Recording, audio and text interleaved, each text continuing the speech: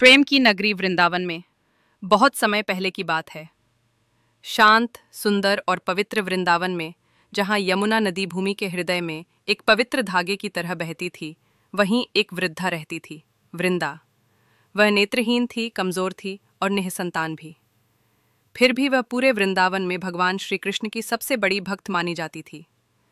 हर सुबह वह अपनी झोपड़ी के सामने पीपल के पेड़ के नीचे बैठती, कांपते हाथों और मंद पड़ती आवाज में जाप करती, गोविंद, माधव, गोपाल, कृष्ण, क्रान, विरान। हालांकि उसने भगवान को कभी देखा नहीं था, पर उसका हृदय उन्हें जानता था। वह उनकी उपस्थिति को हवा की सरसराहट में महसूस करती, पक्षियों की चहचहाहट में उनकी बांसुरी सुनती और हर करुणा में उनका स्पर्श पाती। पर गांव के लोग हैरान थे। वे अक्सर कहते, अगर कृष्ण उससे इतना प्रेम करते हैं तो फिर वह अंधी, अकेली और गरीब क्यों है। यहाँ तक कि उसका पड़ोसी, एक घमंडी व्यापारी, कभी उपहास करते हुए बोला, वृंदामा, तुम्हारा कृष्ण तुम्हें क्या देता है?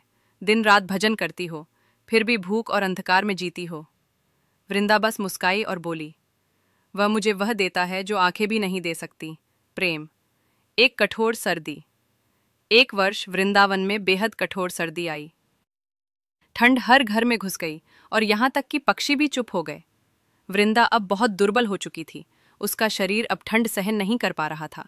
गांव वाले डरने लगे कि वह शायद इस सर्दी को नहीं झेल पाएगी। उसी रात उसके द्वार पर एक दस्तक हुई।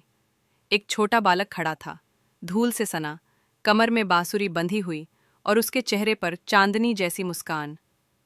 माँ, क्या मैं आज रात यहाँ रह सकता हूँ? बाहर बहुत ठंड है। वृंदा ने अपने कांपते हाथ फैलाए और कहा, आओ गोपाल, वृंदावन का हर बच्चा इस गरीब की झोपड़ी में स्वागत है। वह बालक वहीं रुका। उसने वृंदा के लिए खाना बनाया, उसे हंसाया, अपने हाथों से उसे भोजन कराया। कई वर्षों बाद वृंदा ने ठंड में भी गर्मी महसूस की, रजाई से नहीं बल्कि प्रेम से। अंतिम पत्ती। कुछ दिनों बाद बालक ने पूछा, माँ, अगर तुम एक बार देख सको तो क्या देखना चाहोगी? वृंदा ने धीमे स्वर में कहा, बस एक ही, बस कृष्ण को। बालक मुस्काया, तो फिर तुम उन्हें देखोगी। उसने वृंदा का हाथ पकड़ा और उसे बाहर ले गया।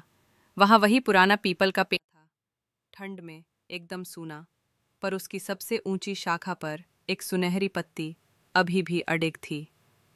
जब वह अंतिम पत्ती गिरेगी, बालक ने धीरे से कहा, तुम तब उन्हें देखोगी। दिन बीतते गए, आंधियां आईं और गईं, पर वह अंतिम पत्ती नहीं गिरी। वो आसमान के नीचे सोने की तरह चमकती रही। वृंदा दिन ब दिन कमजोर होती गई, पर वो धैर्यपूर्वक प्रतीक्षा करती रही। और फिर एक भोर, जैसे ही सूर्य की पहली किरण धरती को छूती है, वह सुनहरी पत्ती धीरे से हवा में लहराते हुए जमीन पर आ गिरी। वृंदा बाहर निकली। जैसे ही पत्ती ने धरती को छुआ, उसकी आंखें खुल गईं। आंसू उसकी आंखों से बहने लगे। उसने देखा, न सिर्फ प्रकाश, न सिर्फ रंग, बल्कि उन्हें, श्री कृष्ण को। वहीं खड़े थे, मोर पंख मुकुट में, हाथ में बांसुरी और आंखों में अनंत प्रेम। उन्होंने कोमल स्वर में कहा, वृंदा, तूने मुझे बिना देखे प्रेम किया, मैं तुझे देखे बिना जाने कैसे जाने देता। वृंदा उनके चरणों में गिर पड़ी। उसका हृदय प्रेम से भर उठा।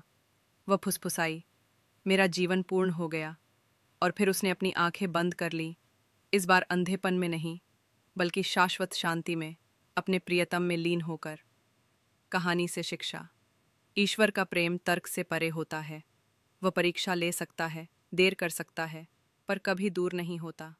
जहाँ प्रेम सच्चा हो, वहाँ एक अंतिम पत्ती भी चमत्कार ला सकती है।